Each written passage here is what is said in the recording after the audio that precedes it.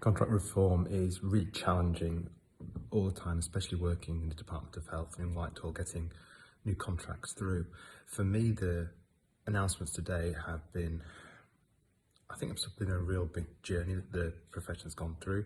Understanding what is needed in general practice is going to be a long journey rather than a short, sharp fix. So I'm looking at these changes realistically as a small step in the right direction. We've got a long way to go to make NHS dentistry fit for purpose, but these quite large steps actually, if you look at therapists accessing patients directly,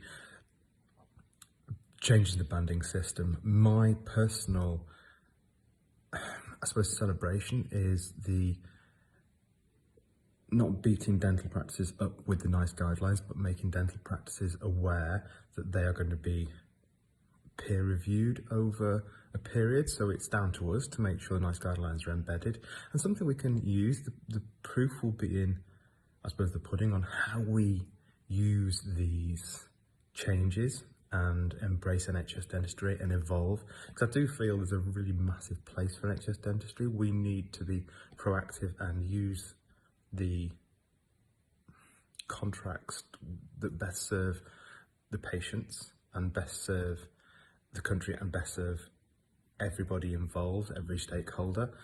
You read what the BDA have put about the whole system needs to be changed, and I think there is some truth in that, but I also think we need to evolve and understand the current climate that we're in. A massive change for the profession would be, well, we all know what happened last time. There were some huge changes. So the profession's under a lot of pressure at the moment, and we understand UDAs, we understand how we can work with them. I think there's some good steps forward. I think there's some areas that we need to work on. And as I say, over the next 6 to 12 months, we'll see what our profession says about it. And we have to be aware on how we're going to use the contract changes. I don't think they're the first. I think we've got quite a few more evolutions to change with this contract, because it's easier to change a contract than it is to start afresh all the way through Whitehall. Whether we need to do that, I'm sure the BDA will be working closely with the powers that be centrally, and I look forward to seeing how our profession deals with this.